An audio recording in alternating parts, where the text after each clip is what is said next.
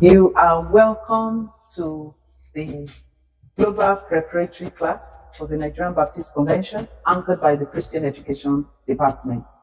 This is another new month, and I want to wish you happy new month.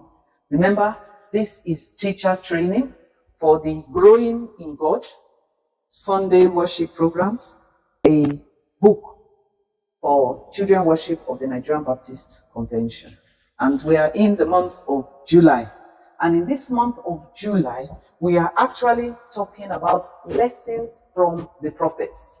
So we're going to look at prophets, not the major prophets, the minor prophets. And today, we are looking at Joel, a messenger of restoration. Now, the story of Joel in itself, he was a minor prophet sent to the children of Israel,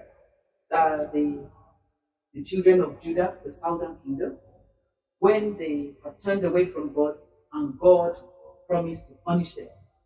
And when you look at the first chapter, you can see that the word of the Lord came to Joel, son of Pethuel. And there you can see about the invasion of the locusts. Joel was asked to tell the people of Israel, tell the elders, tell their children, let them tell their children's children, let it be to the next generation. This is what has happened. And God used animals or insects to explain what he was going to do.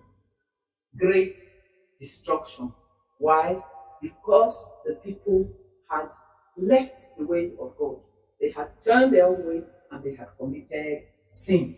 But he told them that they should repent and ask God for forgiveness. And when they do that, God will restore them. Okay? Verses 18 to 32, that is our Bible story for today. So right now, we can see that the people were remorseful. So they fasted, they prayed, and there was a genuine repentance. And from verse 18 down to verses 32 of Joel chapter 2, we can see how the Lord answered.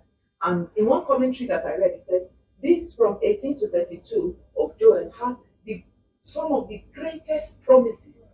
How can we explain that word restoration? Restoration can be said, or let me explain it with an example. You have a house, beautiful house, lovely house, okay? And then after some time, after some years, it started looking old, it started having cracks, it started looking dirty, and then you now go and you paint the house, you design it, you take care of all the cracks, you plaster, you paint it and put it back to its original form. It was restored back to its original form. So restoration can be said like renewal, restoring back to an original form, to return something back to what it was before, and even better, restoration. Okay? Another example that I can use with children is like a king sitting on a throne. Is the king of the land. Okay? And then all of a sudden, maybe a government edict came, a court injunction came, and dethroned him from the throne. He became dethroned. The king was no longer the king. But maybe something will come again and a court injunction will come or somebody will pronounce, this man is now the king. Bring him back. And he was brought back and he sat. He was restored back to his position. That is what we can call restoration. Being restored back to your position, being taken back, being brought back to something that was great. Now, Joel was a prophet of that restoration. He was a prophet to tell the people, God is promising that he will bring you back to where you were before in the land of milk and honey. If we look at 18, the Lord replied to them, I am sending you grain, new wine, and olive oil, enough to satisfy you fully.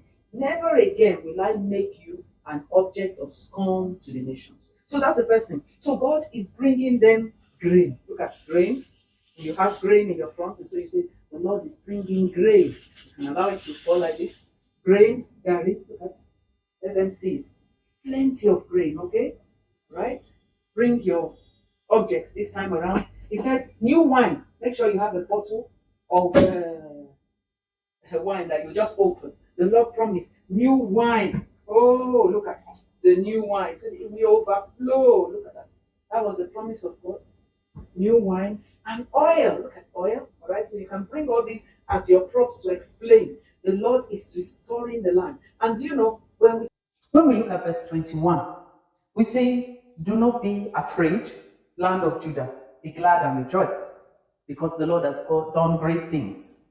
And then in verse 22, he's talking about do not be afraid, wild animals, because God has made the pastures green, the trees to bear fruits. And then we hear 23, be glad, people of Zion. Rejoice in the Lord your God. He has given you the autumn rains, because he is faithful. He sends you the abundant showers, the overflowing with new wine and with oil. Now, when the Bible talks about the vast is like a drum, okay? So you can use drums to explain that vast in verse 24.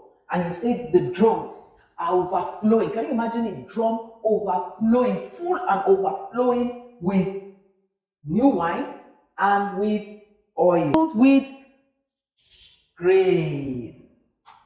The vast over. And then we get to our memory verse. But in this chapter now, God is saying, I will repay you for the years the locusts, look at the picture of locusts, have eaten. The great locust and the young locust. The other locusts and the locust swarm. My great army that I send among you. God is promising to repay them back. The land will come back. When a locust, you know locusts, look at the locust now. This is a picture. What are the promises of God? What are those promises in this chapter that God has said to the people of Israel through his prophets? And that's where we have the promises of God. And you can ask the children, and that's why it's empty, to write the promises of God according to what they see in the Bible. All right? So number one, all right? God is sending grain, new wine, olive oil. So you can have them write the promises down in their book or on your wall. All right? That's something that you can do. And then for the preschoolers, we can say, the Lord is promising to bring food, bring wine, bring oil, bring rice, bring garlic.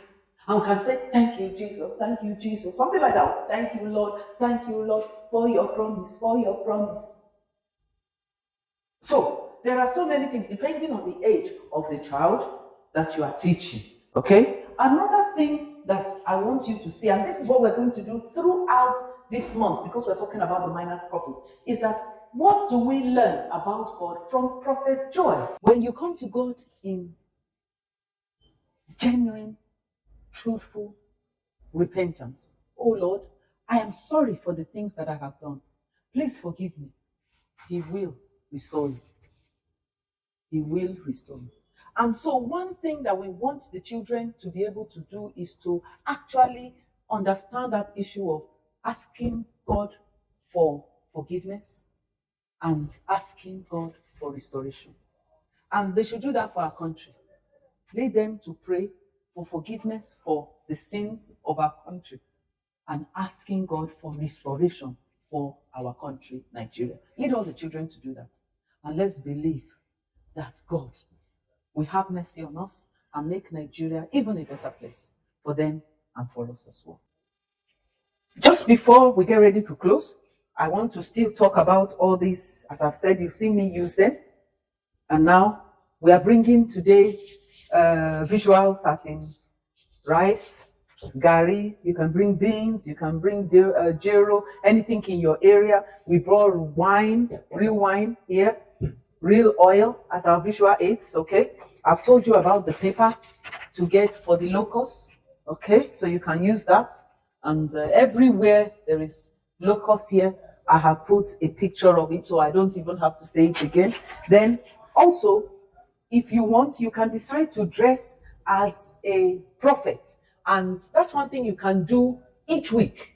And so this week, my prophet will wear agbada, will wear hats, and we wear like the shawl on the head and put the agbada to come down like this. So look at this, just something like this you can get, put on your head, put the agbada, put the cap, and today you can be the prophet Joel, and you can present this lesson in I am Prophet Joel. I am the prophet of restoration. The story that I'm going to tell you can be found in Joel chapter 2 from verses 18 to 32. And then you can begin to say it in the first person singular. And we can do that. Next week, your prophet can wear a different cloth.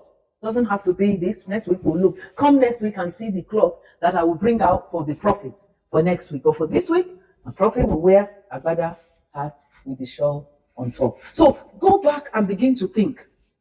Just go back and think, okay, Lord, how will I present this lesson? That the children will go back knowing that you are a God who answers promises.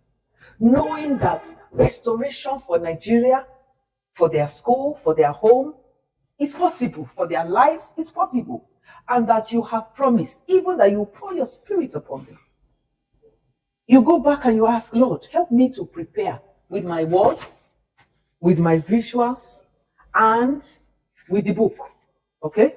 Remember that the Growing in God series has 3 activity books, and each of the activity book for this week is a puzzle, but a puzzle done in different grades. And so go back and look at the puzzle as well. See how you are going to do. You can even make a big puzzle on the wall and put it and ask the children to come and cross if you want some interaction. And if not, get the books for the child. Each child should have a book and help them with the puzzle. It is our prayer that this message of joy, the message of restoration, we will hear it, we will believe it, and God will restore us again. Thank you. Look forward to you. Do you know what? Before I just go, I would like you to comment in the comment section below. Don't just look at the video. Please comment, like, and subscribe. Share with your friends. We want to hear from you. Thank you. Once again, this is the Global Preparatory Class, which is Growing in God, from the Nigerian Baptist Convention, anchored by the Christian Education Department. God bless you.